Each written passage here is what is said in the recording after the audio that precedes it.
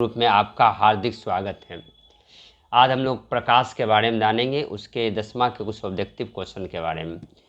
निम्नलिखित में कौन लेंथ की क्षमता का मात्रक है? तो डायप्टर। इसको आज कर लीजिए, लेंथ की क्षमता को डायप्टर से नापा जाता है। जब प्रकाश की किरण विरल माध्यम से सघन माध्यम में जाती है तो क्या होती है? अभिलंब की ओर मुड़ जाती है। क्या होती है?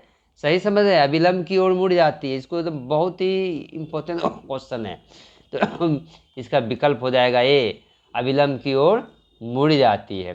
चलिए अगला सवाल है, प्रकाश के परावर्तन के कितने नियम हैं? बहुत ही इम्पोर्टेंट क्वेश्चन है, इसका देखिए 2 नंबरीवा भी पूछ सकता है। प्रकाश के परावर्तन के 2 नियम है, याद कर लीजिए। प्रकाश के परावर्तन के 2 नियम है, आपतित किरण, परावर्तित किरण तथा आपतन बिंदु पर खींचा गया अभिलन, तीनों एक ही समतल में होते हैं। नियम नंबर 1। नियम नंबर 2, आपतन कोण और परावर्तन कोण बराबर होता है। फिर से बोलता हूँ, प्रकाश के परावर्तन के 2 नियम है। पहला नियम है आपतित किरण, परावर्तित किरण तथा आपतन बिंदु पर खींचा गया अभिलंब, तीनों एक ही समतल में होता है। दूसरा नियम है आपतन कोण और परावर्तन कोण बराबर होता है। चलिए, दाढ़ी बनाते समय कौन सा दर्पण उपयोग करते हैं? अवतल, उत्तल, समतल। इसका देखिए, दाढ़ी बनाने के समय हमको बड़ा आकृति चाहिए तो हम क्या करेंगे? अवतल दर्पण का उपयोग करते हैं। इसको नम दिमाग में बैठा लीजिए, ये भी बहुत बार एग्जाम में पूछा है, 24 में पूछा है, 21 में पूछा है, इसीलिए अपने आप में इम्पोर्टेंट है कि दाढ़ी बनाने के समय अवतल दर्पण का उपयोग करते हैं। लेकिन वही जब साइड मिरर लेना रहता है तो उत्तल दर्पण का प्रयोग करते हैं। इसको नम याद कर लीजिएगा। अगला सवाल है, यदि किसी बिंब का प्रतिबिंब आवर्तन ऋणात्मक तो उस प्रतिबिंब का प्रकृति क्या होगा? ऋणात्मक बताता है कि उससे आकृति हमको छोटा बन रहा है, मतलब छोटा बन रहा है और वास्तविक बन रहा है। ऋणात्मक क्या बताया है? तो इसका मतलब है वास्तविक का उल्टा, इसका विकल्प नंबर ए हो जाएगा। ठीक है। अगला सवाल है, किसी बिंब का अवतल दर्पण द्वारा प्रतिबिंब आभासी, सीधा तथा बिंब से बड़ा पाया गया तो वस्तु की स्थिति कहाँ होगा? देखिए, अवतल दर्पण में सीधा एक ही जगह बनता है, जब ध्रुव और क्या मुख्य फोकस के बीच रखा होगा। जब दर्पण के दो मुख्य फोकस के बीच ध्रुव देख लीजिएगा कहाँ पे, देखिए इसमें डी नंबर है। तो सीधा अवतल दर्पण में सीधा और आभासी यह काल्पनिक बनेगा जब कब होगा? ध्रुव और मुख्य फोकस के बीच में होगा। ठीक है। तो अगला सवाल है, फोकस दूरी 20 सेंटीमीटर है तो अवतल दर्पण, देखिए अवतल दर्पण हो या उत्तल दर्पण हो, यदि फोकस दूरी और वक्रता त्रियम दुगना का संबंध होता है। यदि किसी का फोकस दूरी 20 है, 20 का दुगना कीजिए 40 होगा। यदि किसी का 10 है, 10 का दुगना कीजिए 20 होगा। 30 है, 30 का दुगना कीजिए 60 होगा।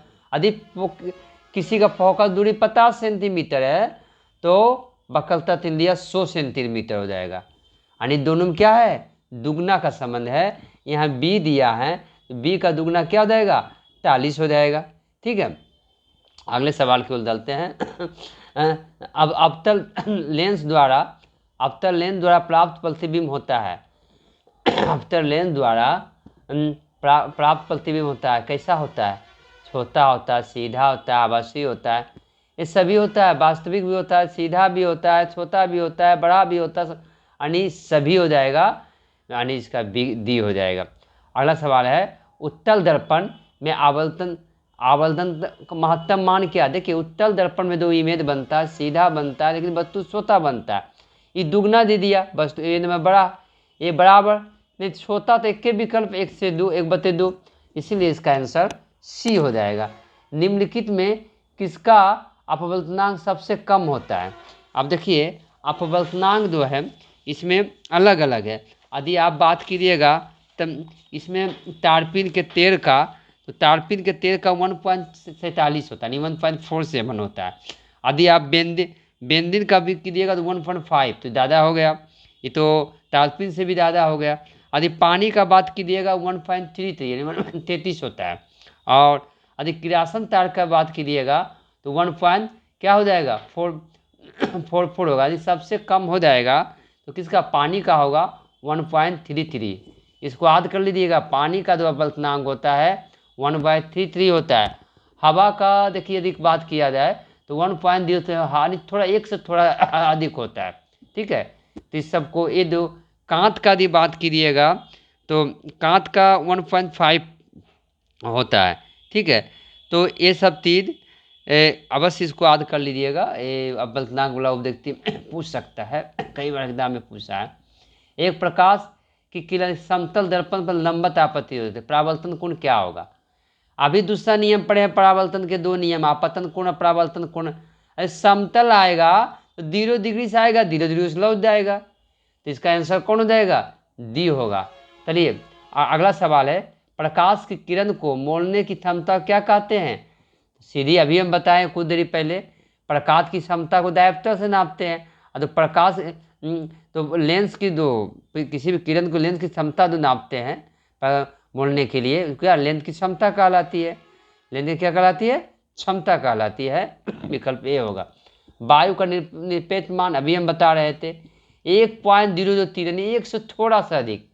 तो 1 भी दिया है, 1 से कम भी दिया है, 1 से अधिक, 1 0 भी दिया है, तो सही अंतर होगा 1 से अधिक। जरा सा भी अधिक है तो अधिक है हुआ, तो 1 से अधिक हो जाएगा। इसका विकल्प नंबर कौन हो जाएगा, डी हो जाएगा। ठीक है, अब देखिए यहाँ बोला है अभिसारी लेंथ। देखिए अभिसारी लेंथ उत्तल लेंस को कहते हैं, अपताली लेंथ अवतल लेंस को कहते हैं। ठीक है, आज का ऑब्जेक्टिव आप लोग को अच्छा लगेगा। बहुत बहुत धन्यवाद।